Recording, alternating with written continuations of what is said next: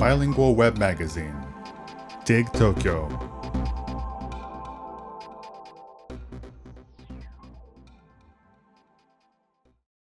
Sixth, the movie brats. The new Hollywood movement saw the rise of a new generation of filmmakers with authoristics sensibilities. A certain subset of them were collectively nicknamed the movie brats because they had learned filmmaking not through the studio system but through watching classical Hollywood films, studying at universities with newly formed film studies curriculums, and generally going about making their own films from a young age. Intriguingly, many of the movie brats can be grouped into those who embodied a West Coast sensibility and those who embodied an East Coast sensibility. Francis Ford Coppola, one of the leading members of the so-called movie brats, stands out in the sense that he embodies elements from both the East Coast and the West Coast. Coppola was born into a family of Italian immigrant ancestry, with a legacy in classical music. His father was a flutist with the Detroit Symphony Orchestra, and his maternal grandfather was a composer. He grew up on the East Coast, in a New York suburb, becoming obsessed with movies as a teenager, and eventually enrolling in UCLA Film School.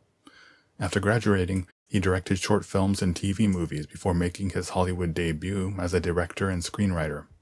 In 1970, he co-wrote the script for Patton, which won him his first Academy Award for Best Original Screenplay. 1972 saw the release of his masterpiece and a milestone in cinema, The Godfather, the epic saga of a fictional Sicilian-American organized crime family in New York. His 1979 film Apocalypse Now is an exploration of the Vietnam War, but notably includes a number of West Coast influences in its attitude towards drugs, rock and roll, and surfing. The movie brat that perhaps best embodied the West Coast sensibility was George Lucas, whose second film, American Graffiti, was based on his own experiences growing up in the inland city of Modesto, California. Lucas attended the film school at the University of Southern California, USC, the rival school to UCLA, and went on to found the movie company American Zoetrope with Coppola after graduating. Coppola served as producer on both American Graffiti and Lucas's debut feature, the sci-fi film THX 1138. Steven Spielberg is one of the biggest names to come out of this group of filmmakers in the 70s. Spielberg and his family moved to the West Coast when he was a child, and he started making his own films at a young age. When he was rejected by USC because of his middling grades, he enrolled in California State University, Long Beach, where he studied film while continuing to make his own films in his spare time. He made his debut directing for TV, and made his feature-length directorial debut with 1974's The Sugarland Express, which is heavily influenced by other countercultural road movies of the era. The film was well received, and Spielberg became one of the most exciting new names in Hollywood. Other directors embodied an East Coast sensibility. Perhaps most famous among them is Martin Scorsese. Scorsese was born into an Italian-American family living in Queens, New York. When asthma kept him from being able to go outside and play with the other kids, he began going to the movie theater. As a teenager, he got into the Italian neorealism and French New Wave filmmakers, and went on to study film at New York University's School of the Arts, now known as the Tisch School of the Arts. After making his debut in the late 60s, he became friends with the movie brats. Brian De Palma introduced him to Robert De Niro, sparking one of the most fruitful partnerships in filmmaking history, including films like Mean Streets, Taxi Driver, and Raging Bull. These films all depict a dark, gritty, dangerous side of New York City. In contrast, director Woody Allen is known for depicting a brighter, safer, albeit vaguely cynical side of New York City. Allen was born in New York and made his debut in the 50s as a comedy writer for TV. In the 60s, he made a name for himself as a stand-up comedian, while also moonlighting as a jazz clarinetist. Starting in the 70s, he made a string of highly reviewed films set in New York, including the seminal Annie Hall.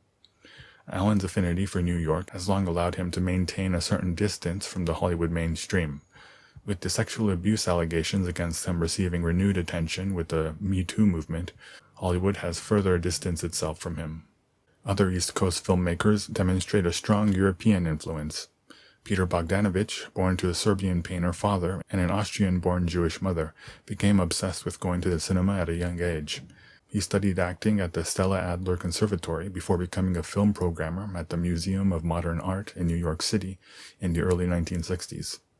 He became highly influenced by the work of French movie critics, especially the critic-turned-director François Truffaut, whose work inspired him to build his own reputation as a film writer, with articles in Esquire, before getting into filmmaking himself. The New Jersey-born Brian De Palma is another famous East Coast director.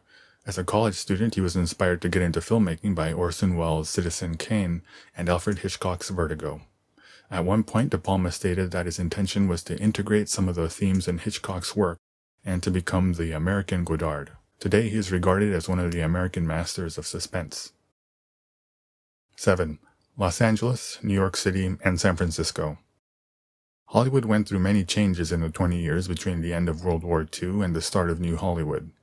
The dismantling of the studio system and other factors mentioned in the first half of this article led filmmakers to shoot increasingly on location instead of in studio. New Hollywood added a further layer of realism by setting out to capture the era-specific feel of locations. Many of the films that came out of the movement bring to life West Coast cities like Los Angeles and San Francisco, and East Coast cities like New York. Many of the films that were set in Los Angeles were so-called neo-noirs, where filmmakers used the aesthetic and approach of the film noirs of the 40s and 50s in order to address the social issues of the 70s. Two seminal neo-noirs from this era are Robert Altman's The Long Goodbye and Roman Polanski's Chinatown. The former focuses on the dark underbelly of sunny, glamorous LA, while the latter was inspired by the California water wars, very prescient given the state's ongoing wildfire and drought problems. Other films like Russ Meyer's Beyond the Valley of the Dolls, co-written by the film critic Roger Ebert, and Hal Ashby's Shampoo, satirized the Hollywood entertainment industry. Many of the New Hollywood films set in New York City are about the lives of European immigrants. Both Coppola's The Godfather and Scorsese's Mean Streets are about the Italian-American experience, while Annie Hall and Allen's other films are about the Jewish-American experience.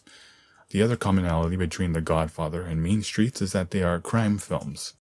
Other crime films set in New York include 1976's Marathon Man, which is about a long-distance runner that finds himself embroiled in a plot involving a Nazi war criminal, and 1975's Dog Day Afternoon, which is about a man who attempts to rob a Brooklyn bank in order to fund a sex change operation for his gay lover. Then there's William Friedkin's The French Connection, which features one of the greatest car chase sequences in film history. Speaking of films featuring iconic car chases, Peter Yates' 1968 film Bullitt is a seminal San Francisco film. Steve McQueen's laconic lieutenant would be a precursor to a new anti-hero archetype, perhaps none more famous than the titular character played by Clint Eastwood in 1971's Dirty Harry, whose righteous end justifies the means approach to his job as a police inspector speaks volumes about the police brutality problems that continue to plague America today. Also notable is Bogdanovich's romantic screwball comedy What's Up, Doc?, which features a scene that spoofs the car chase scene from Bullitt. In addition, The Graduate and Harold and Maude are also both set in and around San Francisco. Side note, there's a scene in The Graduate where Dustin Hoffman's character crosses the double-decker San Francisco-Oakland Bay Bridge on his way to Berkeley.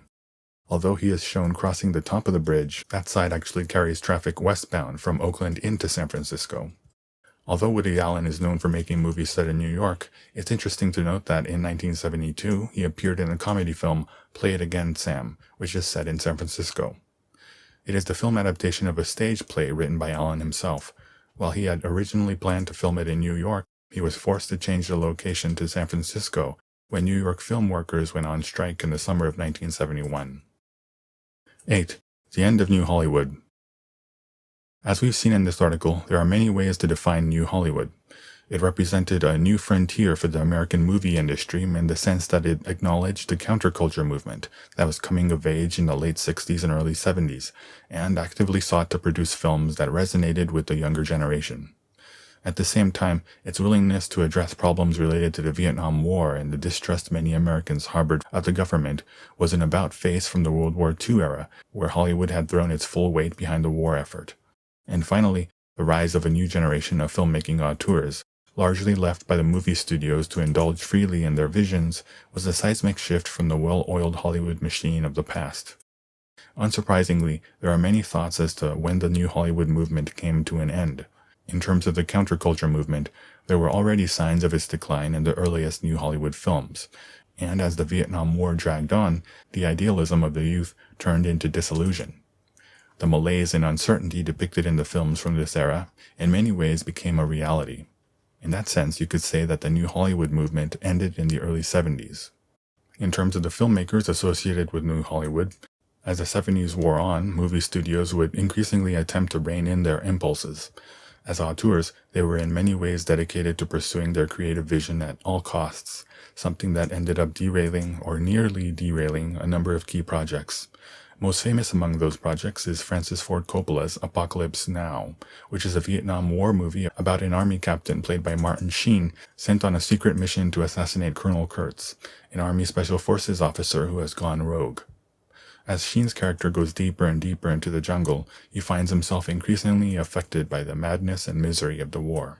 He finds that Colonel Kurtz, played by Marlon Brando, has become a sort of demigod in the eyes of the local tribesmen, which perhaps says as much about Coppola himself as it does about America and the Vietnam War. As filming fell increasingly behind schedule and the production went over budget, Coppola was driven to the brink of actual madness. In the years that followed, movie studios would gradually take back the reins from directors. While some of the movie brats found themselves lost in the jungle, others, like Steven Spielberg and George Lucas, pursued a new vision of the Hollywood epic. Films like Jaws and the Star Wars series heralded the era of the Hollywood blockbuster, which were spectacles that demanded people's attention and continued to dominate conversation even after they had left the theaters. Many went back and watched the films multiple times. The summer blockbuster season has been the centerpiece of movie studios' annual offerings for decades now, and the lack of one in 2020 is a disaster on a scale Hollywood has never experienced. Blockbusters were also a sign that audiences were starting to grow tired of the social commentary and gritty realism of the new Hollywood films. They wanted pure escapist entertainment. In that sense, the arrival of the blockbuster can be seen as spelling the end of New Hollywood. 9. Epilogue. After the end of the New Hollywood movement, movie studios returned to a system where the producer wielded the majority of the decision-making power. That being said, the division of labor was no longer as rigid as it once was, in the sense that so many filmmakers, including the movie brats, increasingly took on multiple roles, sometimes serving as director, sometimes serving as producer, sometimes both. A few of them had proven their box office appeal beyond a shadow of a doubt and continued to exert a high degree of control over their projects, as long as the projects had widespread appeal. In recent years, more and more actors have also started their own production companies, the only way they can advocate for the projects they are passionate about, in an era when so much of decision-making is left up to marketing surveys and big data. In the 21st century, Hollywood's reliance on blockbusters has morphed into a dependence on film franchises, and especially on superhero films. On many of those projects, studios have hired up-and-coming filmmakers with only one or two significantly smaller-scale successes under their belts. But far from being a return to the auteurist-driven New Hollywood years, it is Hollywood tapping the cachet of those young directors in order to generate buzz for their movies. Many of those directors have ended up burning out, sometimes in full view of the public. Another change that is evident when you look at the films produced by Hollywood in the 21st century is that it has shifted its attention from the young adults and 20-somethings of America to teens and children. The rise of the superhero film is the most obvious example. The industry's increasing reliance on cross-media marketing, spin-offs, sequels, and remakes reflects arrested development. Meanwhile, merchandising, which appeals to children and otaku obsessives, has become big business since the Star Wars days. The industry has also shifted from on-location shooting to the liberal and often excessive use of CGI. New Hollywood films sought to capture the geography and vibe of a location, with special focus on the east and west coasts. Films today that rely on green screen and special effects may, when done right, look spectacular, but the technology is not yet at the place where it can replicate the lived-in feel and vibrancy of a true human presence. New Hollywood films feel realer, more alive, and more emotionally resonant than the many CGI spectacles that have demolished every widely known landmark in Los Angeles, San Francisco, and New York City.